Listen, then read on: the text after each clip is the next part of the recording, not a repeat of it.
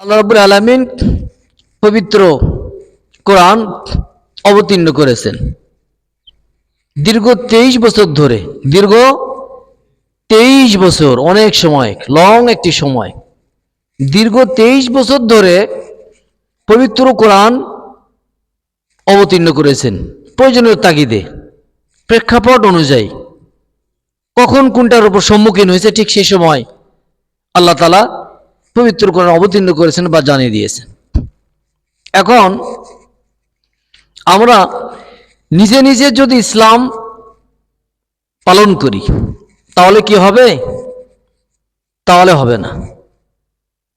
তাহলে কিভাবে আমাদের ইসলাম মানতে হবে? যে উদাহরণ হিসাবে বিজ্ঞান, ফিজিক্স বা কেমিস্ট্রি সাবজেক্ট, এই সাবজেক্টে যদি কেউ বই পড়ে নিজে নিজে বই পড়ে, শুধু বই পড়লেই হবে নাকি প্র্যাকটিক্যাল লাগবে? প্র্যাকটিক্যাল লাগবে। অর্থাৎ সে ক্লাসে একটি মানবদেহের কঙ্কাল রাখা হয়।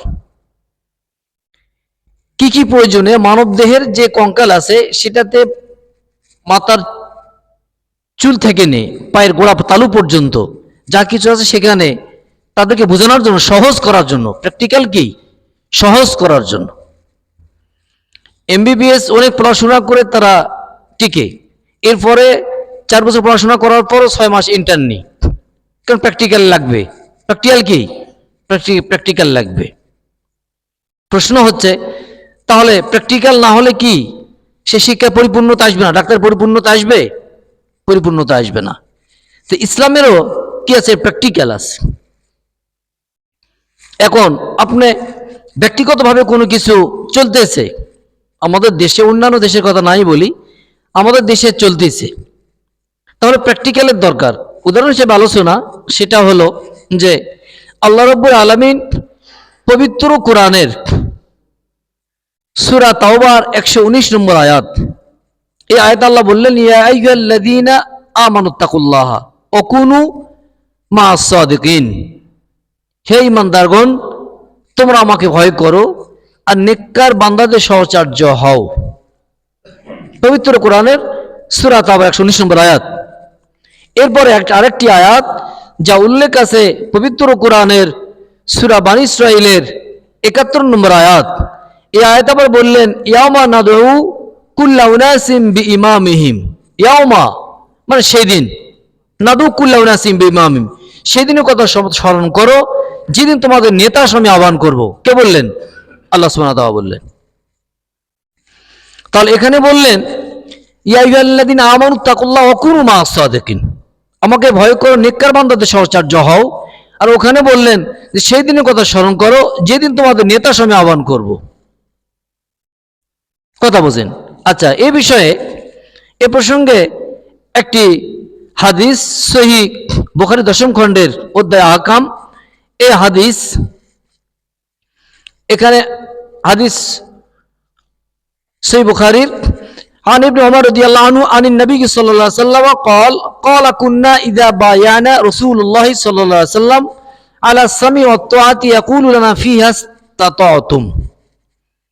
হযরত ইবনে ওমর রাদিয়াল্লাহু আনহু থেকে বর্ণিত, হযরত ইবনে ওমর রাদিয়াল্লাহু আনহু নবী করিম সাল্লাল্লাহু আলাইহি সাল্লাম হতে বর্ণিত, তিনি বলেন যে আল্লাহ রাসূল সাল্লাল্লাহু আলাইহি সাল্লাম আমাদেরকে শ্রবণ আনুগত্যের উপর তিনি আমাদের সামর্থ্য অনুযায়ী বায়াত দিয়েছেন।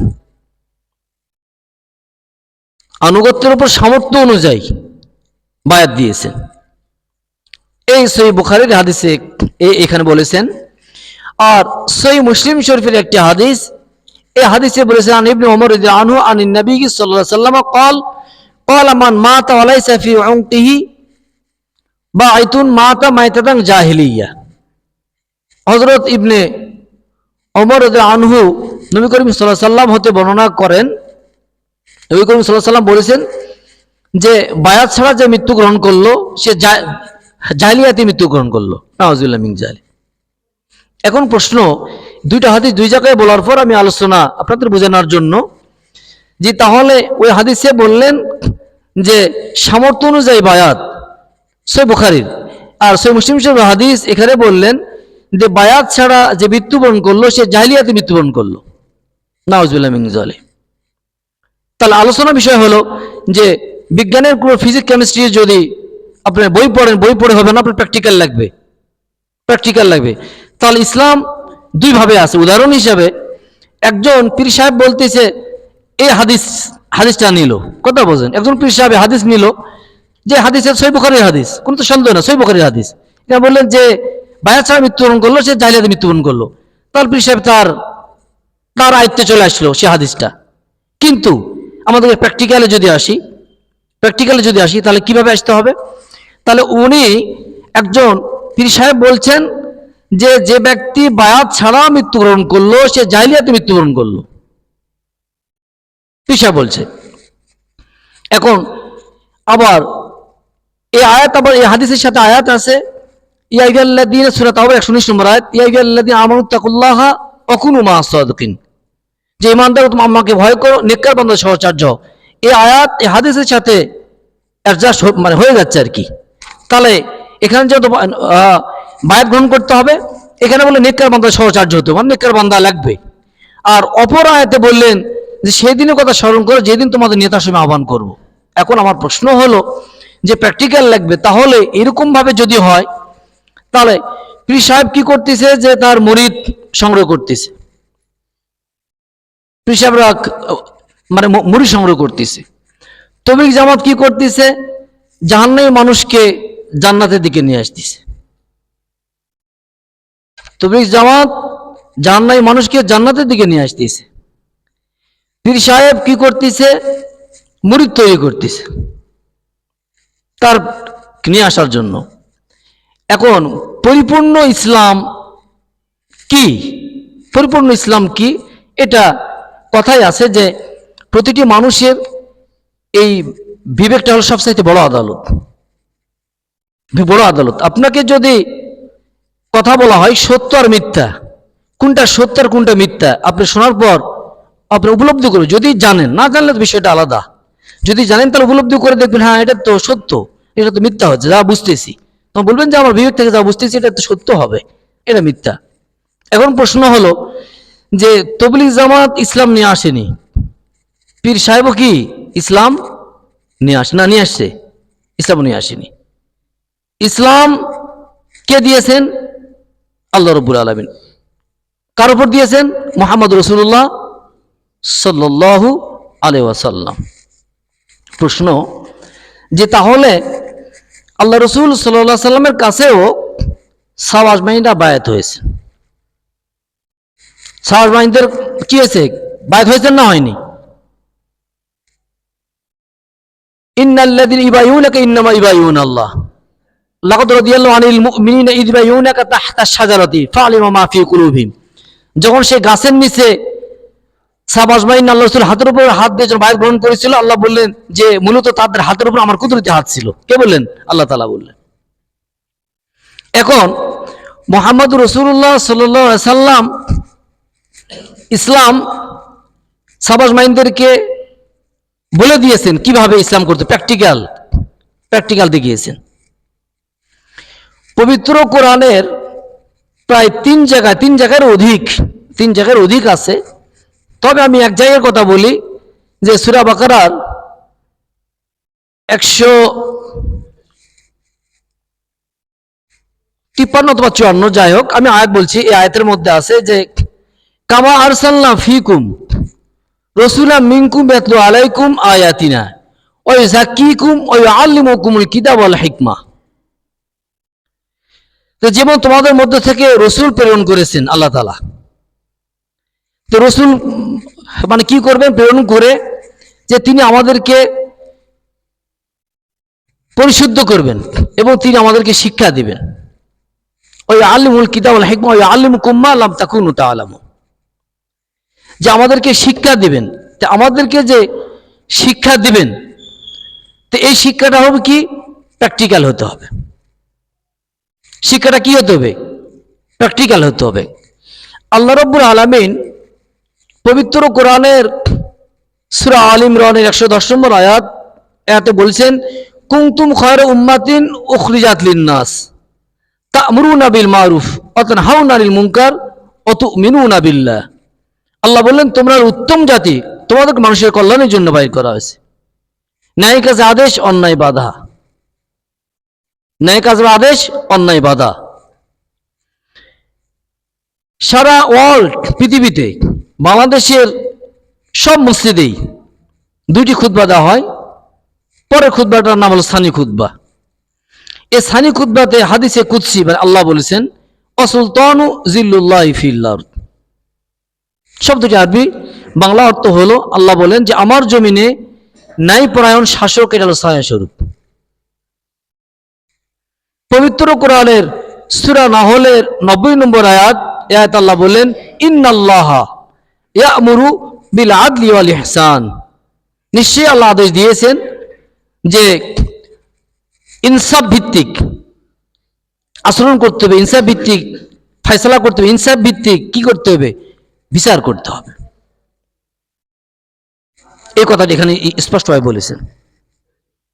এখন আল্লাহ রাব্বুল আলামিন পবিত্র কোরআনের মধ্যে বললেন ইয়া আইয়ুহাল্লাযীনা আমানু দুখুলু ফিস-সিলমি কাফা।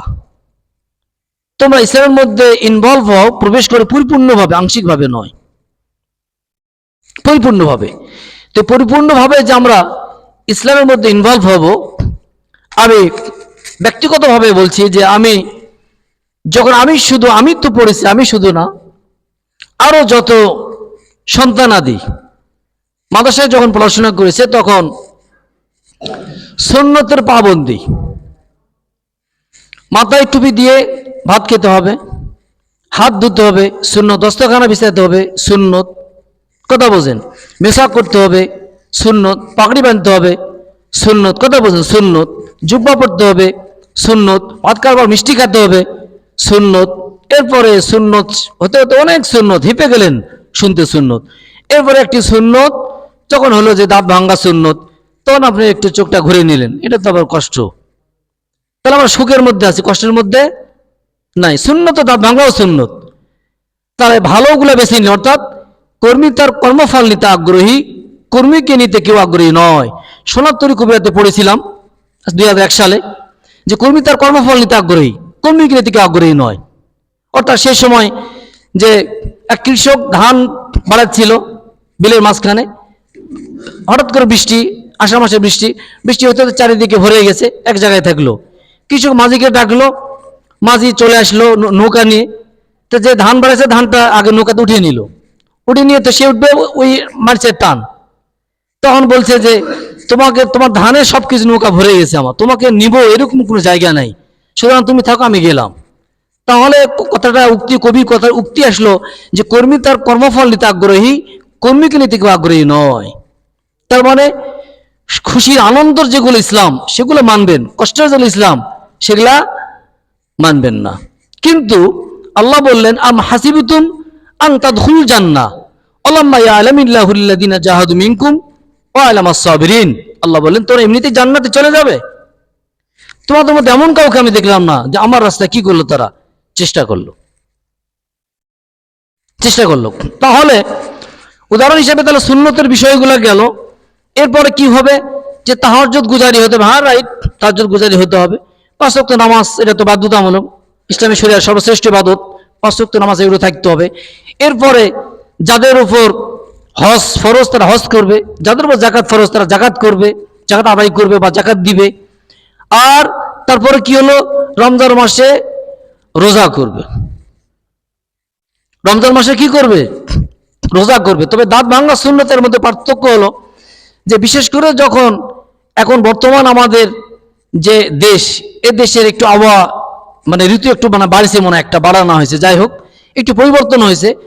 যে আজ থেকে আরো 20-25 বছর আগে তখন আমাদের বিশেষ করে গ্রাম বাংলাতে অধিকাংশ জায়গাতে ইরি ফসলটা খুব ছিল কম, শুধু বিল এলাকা সেগুলো ছিল, আর এগুলো খুব কম ছিল। তো তখন কিন্তু প্রচন্ড তাপ ছিল। কিন্তু এই যে তাপ যখন আপনার চৈত্র মাসের দিকে 10টার পর বের হলে তাপের মানে কষ্ট অনুভব করতো, কিন্তু এখন কিন্তু সেটা নাই, সে কষ্টটা পাওয়া যায় না। যাই হোক, কিসের জন্য, এই যে সেচ উপরে যে ফসল হওয়ার জন্য পানি উপরে উঠছে, এই সেচ তাপটা যে যেখানে মাটিতে পড়ার পর সেখান থেকে যে একটা তাপের একটা ইফেক্ট আসবে, সেটা না আসে কি আসে, পানিতে পড়ে পানি ঠান্ডা আবহাওয়াটা আসে। এটা আমরা চৈত্র মাসে অনুভব করতে পারি না, চৈত্র মাসে মানে অনুভব করতে পারি না। যাই হোক, তো এখন বিষয় হলো যে অনেক মানুষ সেই চৈত্র মাসের দিকে তাপে রোজা থাকা তাদের জন্য কষ্টকর, বিশেষ করে যাদের অর্থনৈতিকভাবে যারা স্বাবলম্বী, রোজা থাকা তাদের জন্য কষ্টকর। কিন্তু তারা কুরবানি, বড় কুরবানি কিনতে যায় না, যায় না, বড় কুরবানি কিনতে যায়। কিন্তু কুরবানি সুন্নত বা ওয়াজিব, অজিব ধরেন, কিন্তু আচ্ছা আচ্ছা, আর রোজাটা কি ফরজ, রোজাটা কি ফরজ, আর কুরবানিটা কি সুন্নত বা ওয়াজিব, অজিব। তাহলে কোনটা বড়, ওয়াজিব না ফরজ? কিন্তু তারা কুরবানি কিনতে, বড় বড় কুরবানি কেনার জন্য স্বতঃস্ফূর্তভাবে তারা বাজারে যায়। কিন্তু রোজার যে ফরজ এদিকে না, আপনার অপেনলি ভাবে তারা পানি খাচ্ছে, সমস্যা নেই, মানুষের অর্থ আছে, স্বাবলম্বী সামাজিকভাবে খাচ্ছে, সমস্যা নেই। ঠিক একই রকম ভাবে বিষয় হলো যে সবকিছুই ফরজ, নামাজ ফরজ, রোজা ফরজ, হজ ফরজ, যাকাত ফরজ, সুন্নতের তো কোনো হিসাবই নাই, সুন্নতের তো হিসাব নাই, না আছে? আছে? নাই। এখন এই যে ন্যায় বিচার, ন্যায় বিচারের কথা বলা হয়েছে, ন্যায় বিচার সমাজে অভাব আছে না নাই বলেন আপনারা? সমাজে ন্যায় বিচারের অভাব আছে না নাই? ন্যায় বিচারের অভাব আছে। তো ন্যায় বিচার কি করবে? করবে তো আপনারা, করবে তো আপনারা ন্যায় বিচার করবেন। তা আপনাদের ন্যায় বিচার করতে আল্লাহ আদেশ দিয়েছেন না দেননি? আদেশ দিয়েছেন, আপনি এটা ধরে রাখছেন, আপনি সুন্নতের পাবন্দি, সুন্নতের দিকে চলে যাচ্ছেন। আপনি রোজা হজ তো করাই লাগবে, ঠিক আছে, কিন্তু এটাও যে ফরজ, হকুল্লাহ হকুল ইবাদ, উদাহরণ হিসাবে ইসলামী শরীরের মধ্যে সর্বশ্রেষ্ঠ ইবাদত হলো নামাজ, সর্বশ্রেষ্ঠ, এটা হকুল আল্লাহর হক। আর হকুল ইবাদ এটা হলো কি? ন্যায় বিচার। অসুলতান জিল্লুল্লাহ ফিল্লার, আল্লাহ হাদিসে কুদসি আল্লাহ বলেন যে আমার জমিনে ন্যায়পরায়ণ শাসক এটা ছায়া স্বরূপ। আল্লাহ নির্দেশ দিয়েছে ইন্নাল্লাহা ইয়ামুরু বিল আদলি ওয়াল ইহসান, ন্যায় বিচার আপনারা করবেন। সে যে দলের মানুষ আমার কোনো আপত্তি নাই, আমি একজন ইমাম, আমার কোনো আপত্তি নাই, কিন্তু আপনাদের ন্যায় বিচার করতে হবে, এটা ফরজ। আকিমুস সালাহ ফরজ, আকিমুদ্দিনও ফরজ, কোন সন্দেহ আছে? আকিমুদ্দিনও ফরজ। আর এ প্রসঙ্গে আল্লাহ বললেন আফা তুমিনুনা বিবাদিল কিতাবি ওয়া তাকফুরুনা বিবাদ ফামা জাযাউ মা ইয়াফআলু যালিকা মিনকুম ইল্লা খিযুন ফিল হায়াতিদ দুনিয়া ওয়া ইয়াউমাল কিয়ামাতি তুরাদ্দুনা ইলা আশাদ্দিল আযাব। আল্লাহ বলেন আমার এই কিতাবের কিছু মানবে আর কিছু মানবে না, তাহলে তোমাদের জন্য আজ কিয়ামতের দিন ভয়াবহ আযাব। আল্লাহ বলছে ইয়া আইয়ুহাল্লাযীনা আমানু দুখুলু ফিস সিলমি কাফা, ইসলামের মধ্যে পরিপূর্ণভাবে প্রবেশ করতে হবে, আংশিকভাবে নয়, স্পষ্ট বলেছে। তাহলে সবকিছু মানবেন। বিধানটা কার? ন্যায় বিচার বিধানটা কে দিয়েছেন? আল্লাহ। ফরজ কি না? ফরজ না, ফরজ বিধান। কিন্তু ওটা বাদ দিয়ে ওগুলা গোপন এক অন্যগুলা করবেন, তাহলে কি? আমার মূল যে আলোচনার বিষয়টা ছিল, টপিক, সেটা হলো যে পরিপূর্ণ ইসলাম কি, পরিপূর্ণ ইসলাম কি, ওটা ফরজ।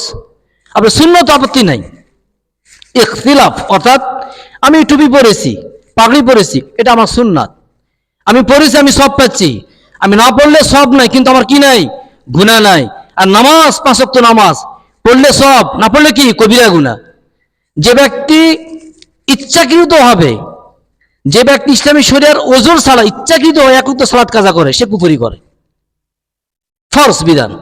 ঠিক একই রকম ভাবে এই দিন, এটা হল ফরজ। এটার জন্য প্রতিটি মুমিন ইমানই দায়িত্ব, প্রতিটি মুমিন, ইমান মুমিন তো সবাই, আপনারা যেই করেন, বিএনপি করে, আমলি করে, যে সবাই মুমিন, আপনারা সবারই দায়িত্ব সমাজে ন্যায় বিচার প্রতিষ্ঠিত করা। এই হকটা কার? আল্লাহর নির্দেশ। আমার ব্যক্তিগতভাবে আমি বলছি না, রেফারেন্স দেয় সবকিছু আয়াত আপনারা দেখতে পারেন, ইসলাম স্কলার তাদের কাছে শুনতে পারেন, আপত্তি নাই। আমি একজন আলেম হিসাবে, একজন ইমাম হিসাবে আমার দায়িত্ব, আলেম হিসেবে আমার কর্তব্য, সামাজিকভাবেও কর্তব্য, আপনাদেরও কর্তব্য।